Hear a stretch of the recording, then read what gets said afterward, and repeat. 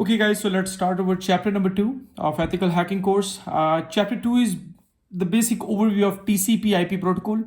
I hope most of you guys have already some good understanding of TCP IP protocol and some other network protocols that we are going to discuss in this chapter. So I'll just quickly give you overview of different aspects of TCP IP protocol. So everybody should be on the same page. And as you know, to be a good ethical hacker, it's important to have good fundamentals of networks. So we have two main things to discuss in this chapter, starting with the TCP IP protocol. We'll discuss TCP IP protocol in detail, and then I'll give you the basic overview of IP address, the construction of IP address, and different classes of IP address. So let's start with the definition of network, and then we'll move all the way to TCP IP protocol. So a network, as you know, a network is connection of two or more computers. Another thing is why we actually design a network, or why do we need a network in fact. So if you want to define a network is nothing, it's basically connectivity of two or more computing devices. So if we connect two or more computing devices or computers, it form a network. And now the thing is why we actually create a network. So we create a network for two main reasons. Number one is information or message or data exchange. And the number two reason is resources sharing. So these are the two main reasons for designing of a network. Now, network can be of many types. Network can be a local area network, which is also known as intranet. Second, network can be a wide area network, also known as extranet. There are some other in between, like metropolitan area network and all that. I'm just skipping it for, just to give you an overview of network. In fact, that's the main idea of this chapter. And number three is internet, the largest wide area network on the planet. So local area network, or you can say intranet. For example, a network within a building. Let's say if you create a network at your home, maybe you have an access point or a router, and plenty of devices are basically connected with that access point. And then this particular access point gets you connected with internet and ISP. So local area network, it's basically network within the building. It could be your home network. It could be the network of GGC, maybe any network within a building, within a small geographical area. Wide area network, what it does, it connects two or more local area networks or intranet using PSTN, public switched telephone network. For example, if you connect two local area networks using internet, or you can say the publicly deployed infrastructure using their fiber optics, using their coaxial cable, that is called wide area network. For example, if we have one building here, let's say here at Lawrenceville, and second building, for example, at Johns Creek. So we have one local area network here at Lawrenceville, one local area network at Johns Creek. If we connect these two local area network using public switch telephone network, it is called wide area network. Now, internet is basically a network of interconnected computer networks. Or you can say if you connect all wide area networks across the globe, it will form an internet, or it will create internet. So internet is network of interconnected computer networks. So just imagine how big internet it's gonna be. And now when we connect over computer, so now, for example, this is your computer. When this computer, your computer connects with internet. So when the computer connects with internet, so in order to communicate with other devices, other computers connected over the internet, so let's say this is server, that's another computer, another server, stuff like that, which are also connected over internet. So once you connect your computer with internet, so it requires or it uses mainly a protocol that is called TCP IP protocol. So in order to communicate with other devices over internet, computer uses a protocol which is called TCP IP protocol. Okay, so that particular protocol is basically defines the rules, like what will be the size of packet, how the message is going to be delivered, and stuff like that. We'll talk about this particular protocol in a while. Just give me one moment, okay? So here we have used a term which is called protocol. I believe everybody's already familiar with this term. Protocol is basically, it's nothing. It is basically set of rules for data communication, set of rule for data communication between devices. And the protocol that we are talking about, it is called TCP IP protocol. So TCP IP protocol, it allows the computer to communicate with other devices connected over internet. And TCP IP protocol, it mainly has four layers. Unlike the OSI model where we have 7 layers. In fact, we do all the same stuff that what one can do with OSI model, but we get it done by using 4 layers. And the layer number 0, or you can say the starting layer, is basically application layer. It has 4 main layers. If you see the stack, application layer is on the 0 layer, and then we have the transport layer. And another layer on TCP, it's the internet layer. And the highest layer is basically the network layer. Some people, they also call it physical layer as well. So that's basically, that actually forms a typical stack of TCP IP protocol, in fact. Now, if you see the TCP IP protocol, if you see, we have the layer 0 is basically our application layer, transport layer, network layer, internet layer. One thing which I would like to tell you guys here, TCP IP protocol, the TCP IP protocol, it mainly deals with the you can say the message encoding, like it defines how the message is going to be encoded, encapsulation, message encapsulation, the rules of encapsulation, how data is going to be encapsulated. It is defined by TCP IP, message delivery, like we can use TCP IP UDP models. We'll talk about it. And other than that, message size as well, the timings and size as well. All these stuff is basically dealt by TCP IP protocol. So in TCP IP protocol, as you can see, we have this stack. And on this stack, let me just explain you how a TCP packet, how we form a TCP packet, in fact. Because whenever you create any packet, it has to go through from all these layers of TCP IP protocol. So for example, if you open a website, for example, that's your computer, you just type www.ggc.edu. So for example, if you just open ggc.edu, so when you just open your browser, let's say you open Google Chrome, so you're basically accessing an application. And on application, you will create a HTTP header. I'll explain you what is basically HTTP, but what will happen, a HTTP header will be created, which will help you out to move the page or retrieve that web page or send the data on that website as well. So we will create once you open your browser, so you will actually create HTTP header. After HTTP header, it has to go through, or it has to pass from the transport layer. When you move it, or when you pass it from transport layer, in order to pass, or in order to forward, or you can say transmit that particular header or data, we need to know the port numbers of that particular header, that particular website, in fact.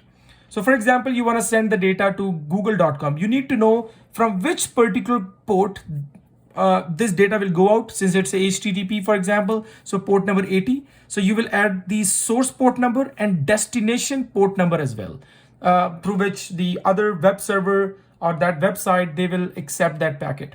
So that information will be added here in TCP, in the transport layer, sorry. So now we will add here TCP header.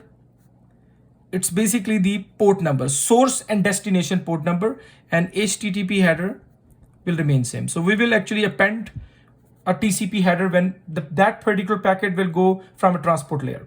So source and destination port number will be added.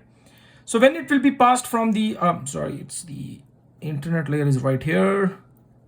That should be internet layer, and it should be the network layer. That's the network layer. So when it will be passed from internet layer, so another packet, or you can say another data will be added, and that particular data is known as IP header. In IP header, we mainly add IP address of source and destination, okay? And TCP header will remain same. TCP header will remain same. HTTP header will also remain same. So source and destination IP address, like IP address of your computer, IP address of ggc.edu. And the last is basically the network layer, when that particular packet will get through or pass through the network layer, another segment will be added, and that segment is called basically Ethernet header. Ethernet header. And what is Ethernet header? It's basically MAC address of source and destination. But let me define it, what exactly it is. So IP header will remain same, TCP header will be same, and HTTP header, that will remain same. And this is called over TCP packet. That's the TCP packet. Okay. Now the thing is, we were talking about Ethernet header. So in Ethernet header, we actually add MAC address of source, like your computer, and MAC address of destination. But please remember, this MAC address will not be the MAC address of ggc.edu server. That's the MAC address of your gateway, the next node. So let me tell you, for example, let's say this is your computer, and you want to get to this server, which is ggc.edu. Okay. So you cannot know the MAC address of ggc.edu in advance, and again from far away from that. All we know is the IP address, and we know it through the DNS servers. So for Ethernet header, we know the MAC address of our computer, but we know the MAC address of router. So when we add the destination MAC address here, so we will add the destination address of this router. And only this destination MAC address will keep on changing when it will move to next hop count. For example, if the ggc.edu is basically far away, let's say in another continent, or for example in another country, then this router will forward the data to another router maybe. So the destination MAC address will be that router, after it will pass from this router. And then when it get here, then destination address might be ggc.edu. For example, if the next node is going to be ggc.edu. So that's basically how the, whenever you open a website, this is basically how exactly it works. Now let's talk about application layer, what we do in application layer, what are the different protocols of application layer, and so on for other layers as well. So starting with the application layer. So as the name suggests, application layer, it contains end users applications. And specifically, if we talk about the internet from internet perspective, so in our case, browsers or any web-based applications, these are basically web-based apps. These are basically these are work on application layer. Other than the user application, we have many protocols which run on application layer, and which are basically running on those end user applications. Some of the protocols are HTTP, HTTPS, FTP, and all that. HTTP, as everybody is well familiar, it's the Hypertext Transfer Protocol.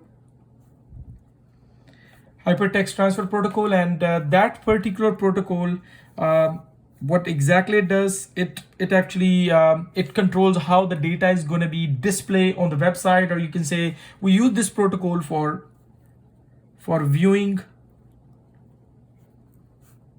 web pages or websites. So it controls the data flow, in fact, controls data display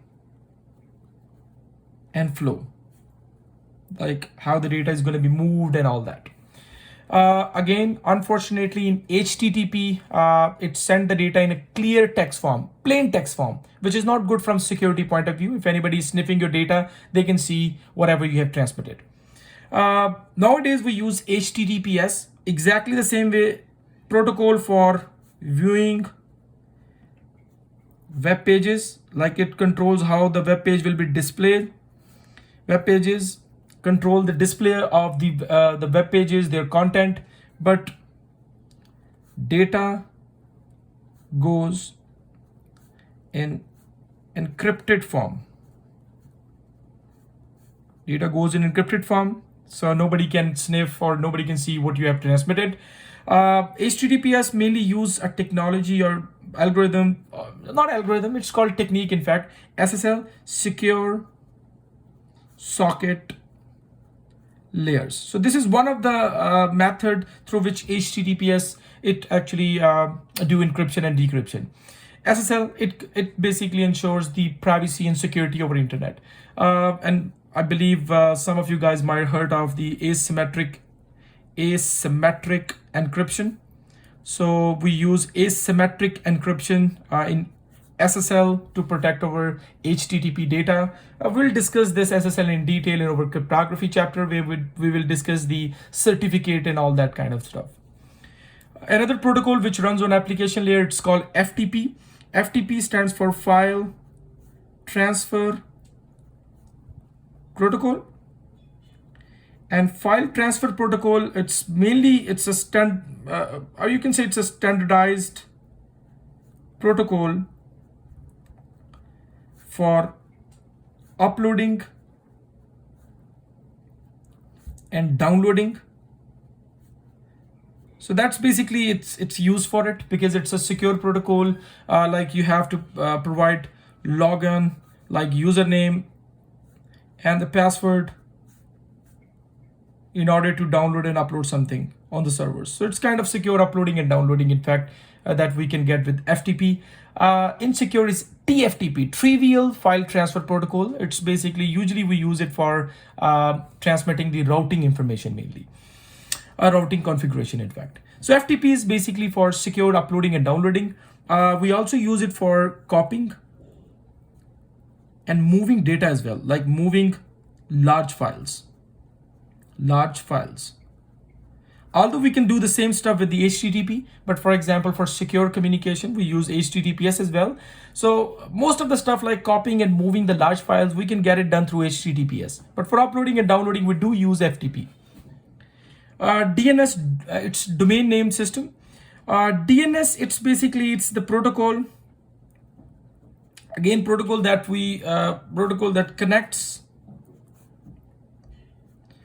connects users to websites using URLs. URL, Uniform Resource Locator, instead of IP addresses. So basically, this protocol resolves the host names. In fact, like if you type ggc.edu, in order to, because if you want to access anything over internet, you need to know their IP address. So it resolves the URLs into IP address. Then we have SMTP, Simple Mail Transfer Protocol. That's another protocol which runs on application layer. SMTP, this protocol is mainly used for transmitting emails over internet.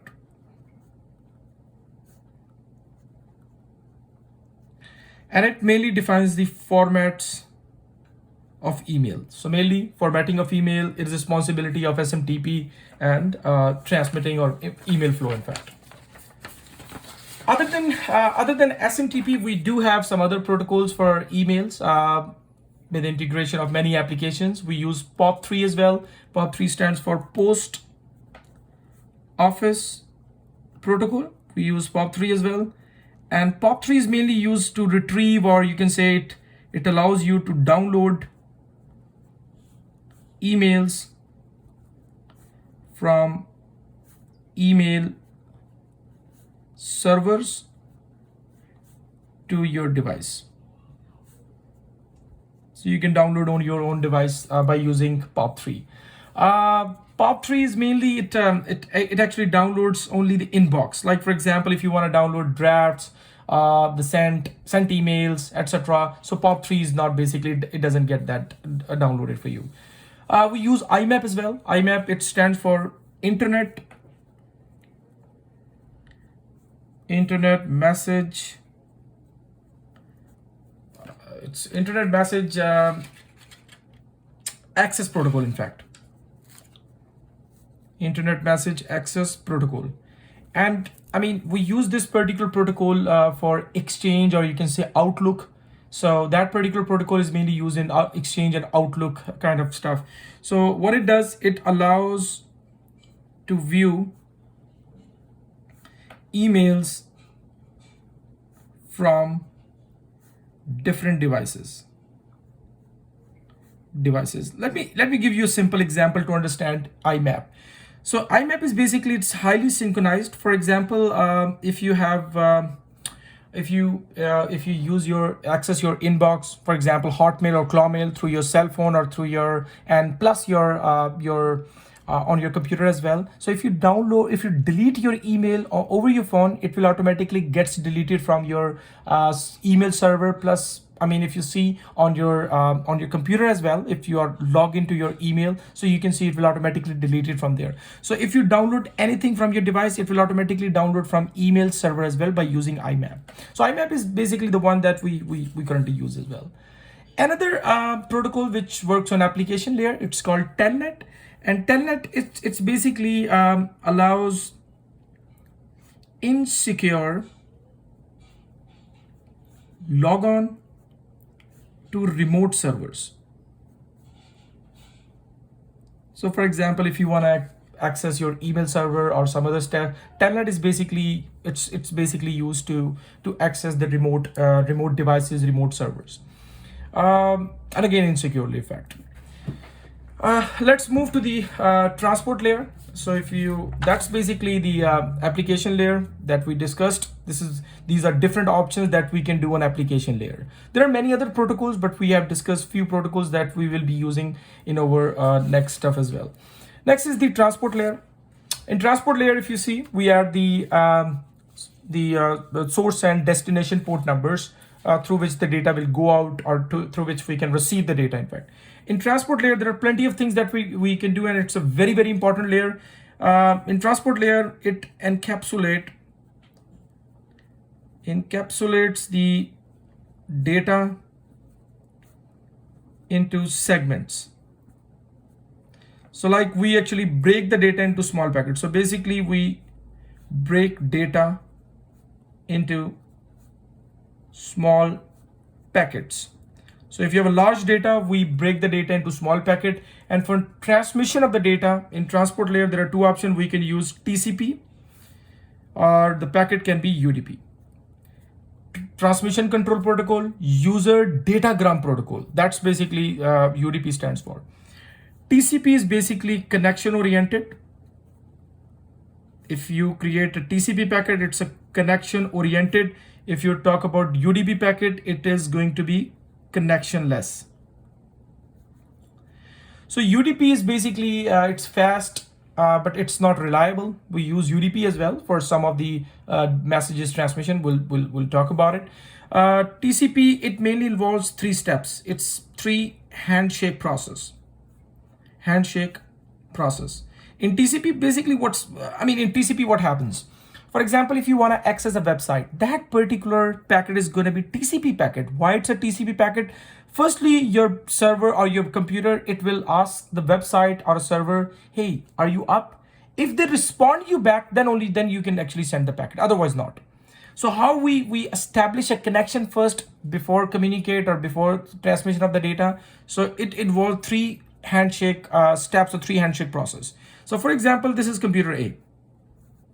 And computer A wants to access computer B, or computer A wants to send a TCP packet to computer B. What's the TCP handshake? Firstly, computer A will send you can say a message. It's just kind of a signal. First signal will be, it will send SYN. synchronization message.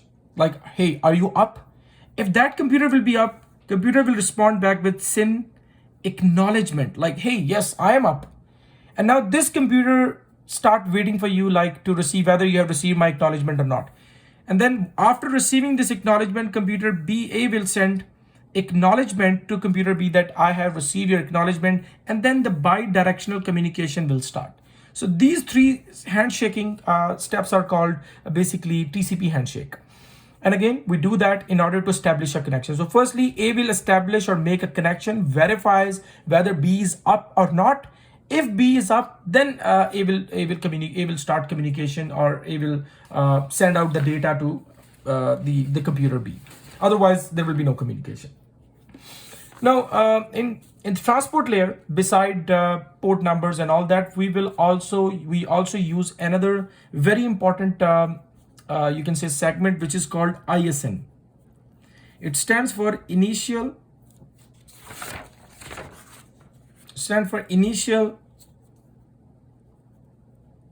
sequence number.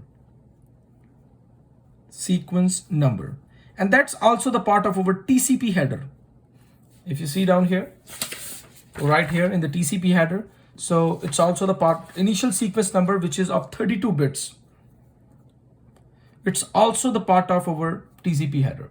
And what is basically initial sequence number? Since as we mentioned here in transport layer, let's say if you have a data of 100 bits. So we break down this data into small packets, maybe 25, 25, 25, 25. So we break it down into 4 packets and then send 4 packets one by one. Now there is a possibility that the data could be actually mixed up. So what we do is, by using initial sequence number, we actually label the packets. So by using this packet labeling, that's very important because it allows reassembly of the large packets that have been broken into chunks, or you can say that have been broken into segments. So receiver actually use ISN to rearrange the packets in order to reconstruct the message. Then TCP ports, again in TCP header, we use two 16-bit fields, and this is basically for source port number. Source means your computer port number through which the data will go out, and destination port number. And that this particular port number, it defines their service as well, like which protocol or which kind of data is going to be data that could be in fact. These particular ports are basically logical ports. Logical ports, please remember, there's no physical ports. Like these are logical ports through which computer can let the data in or transmit the data. In fact, that's basically what these ports are done. The detailed description of all these ports are discussed in our book. If you wanna see the book, you will see OS 1024 TCP IP ports, their roles and all that stuff, because these are the ports that we use for communication over internet. But I have discussed few ports here in our lecture. The important port that I believe everybody need to know. The port 2021, it is for FTP, file transfer protocol. We are already discussed about FTP, what exactly it does, uploading, downloading, copying or moving the data. Port 69, TFTP, trivial file transfer protocol. Trivial FTP file transfer protocol. You can say insecure uploading and downloading. Upload and download. What else we can do with the port 69 and TFTP? It's mainly we use this port for transmitting routing configurations.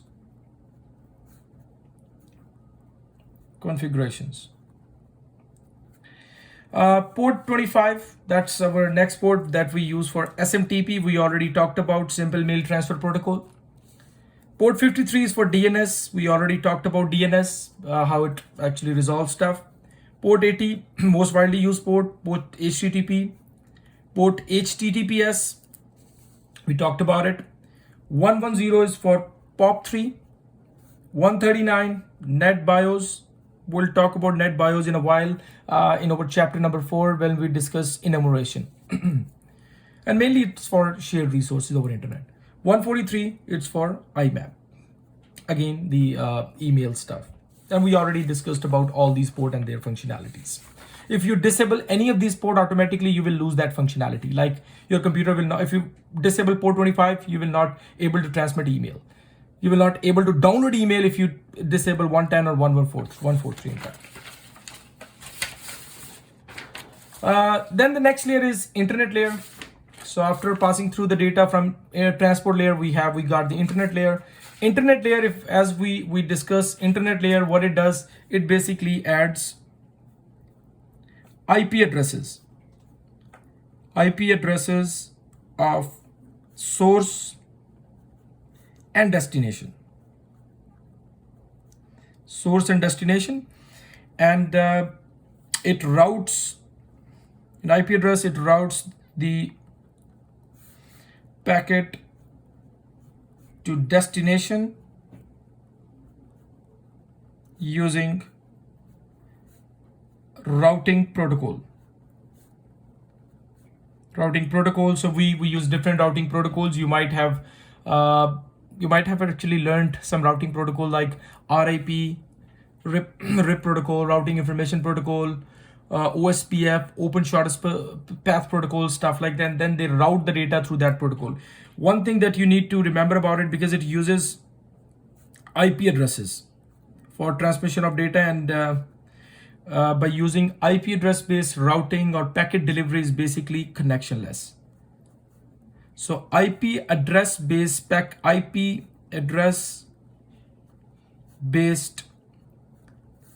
delivery is basically connectionless. So please remember that.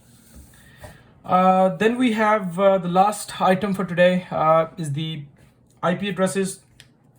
IP address is basically, it consists of, like you might have seen the IP address, for example, 192.168.2.1. So if you see down here, IP address, it's basically, it has 4 main components, like 4 main parts in fact. And each part, I'm talking about IPv4 in fact, and IPv6 is of course, it has the 32-bit of one particular component. So it consists of 4 bytes. IPv4, it consists of 4 bytes and divided into two, you can say, into 2 components. Okay, there are 2 components in IP address. I'll explain you how we can identify the IP address and all. So it mainly consists of 4 bytes. Byte, as you know, 1 byte is equal to 8 bits. Like if you want to construct 192, if you write down its IP address like something like 10 and all that, okay, that's up to 8 bits, like 1001011, something like that. So 8 bits. So one particular field is basically made up of 8 bits, and total IP addresses of 4 bytes. I'm talking about IPv4. Now, as I mentioned, it has 4 bytes and divided into 2 components. It has 2 main components. One is called network part, and second is called host part. So network part is basically just for network identification. Like you cannot assign or change that particular, you cannot make changes to that particular component. What host is basically which you can assign to host. Like that is basically you can change it, and you can do subnetting if you want to assign that particular address. You can modify it. I'll come to that in a while as well. I'll show you. I believe you guys did the subnetting and all that, so I'm not going to actually do that here, but just to give you a basic idea that you need to know. I want everybody to be familiar with IP address and all.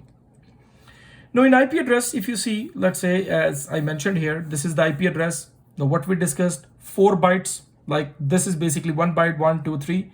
And IP address is divided into 2 components. It could be network part, it could be host part. Network part is just network identifier. Host part is basically for host. You can change that. The first byte That's the first byte, like this part. The first byte defines the category, or you can say class of the address, class of that IP address. For example, I mean, we have divided the IP addresses into mainly 5 classes. I'm going to discuss 3 of them, A, B, C. We have D, E, and F as well, but I'm going to talk about first 3 because this is what we use in our public switch telephone network. If the first byte, I mean, the value of the first byte is basically from 1 to 127, that IP address belongs to class A. If, for example, the first part components start from 128 to 191, it belong to IP address class B. 192 to 225, it belongs to class C, and 224 to 239 class D, and E is, I mean, further. So for what's the difference between all these classes? Class A IP address, if you see down here, in class A IP address, over first byte is reserved, like you cannot change it. It's for your network identity. It defines network, it's a network identifier. You cannot vary it, you cannot change it, it will be exactly fixed. While last 3 bytes are for host, something like that. Let's say first is for network dot host dot host dot host. So it means you can actually make changes to it. But first is your network identifier, which defines your company. Getting the point? Let's say, for example, it could be 10.0.0.0. So you have plenty of liberty here. Like this 10 is fixed, but you have, I mean, if you convert it into binary, you can see that like you have all 0.000.000000080 zeros and all. So you have plenty of options to vary and give IP address. Let's say your one IP address could be 10.0.0.1. You can assign it to your host. 10.0.0. For example, 3, stuff like that. So, or for example, 10.1.0.0. This can be assigned to this. These are basically usable or assigned to host. Okay. So if you calculate, if you just make a calculation, because here 2 raised to power 8, 2 raised to power 8, 2 raised to power 8, there are plenty of ways to calculate that. So we can support 16 million hosts. So if you have a very large network, we use class A IP addresses. And that's what we use in corporate world, in fact. In ISPs and medium-sized network, we use class B IP addresses. Class B IP address is basically where we have network ID for the first 2 bytes. So first 2 and the last 2 bytes are for host. So first 2 are reserved for network and last 2 is for host. So you cannot actually mess with these, but last 2 can be changed. It can support up to 65,000 different, you can generate different 65,000 IP addresses. So simultaneously, if you have 65,000 computers, there will be no conflict of IP address. You can assign them different IP addresses. Class C is the smallest one for local area network, smaller network, where we have the first 3 bytes are reserved for network identifier, and last is for host. Like you cannot actually change the first 3, but last can be changed. So we can support up to 254 users. So if you have up to 254 users who will access internet simultaneously, who will communicate with each other. So 254 users, they can have unique IP address. Okay. And how we actually do this IP addressing and all that, we use subnetting. You will be provided one IP address, static IP address, which you can split among others. I'm not going to actually go in detail. I believe everybody's already familiar with subnetting. If anybody need any help, please do reach me out. Subnetting, if I would like to define subnetting, it allows network administrator to divide large network into smaller network,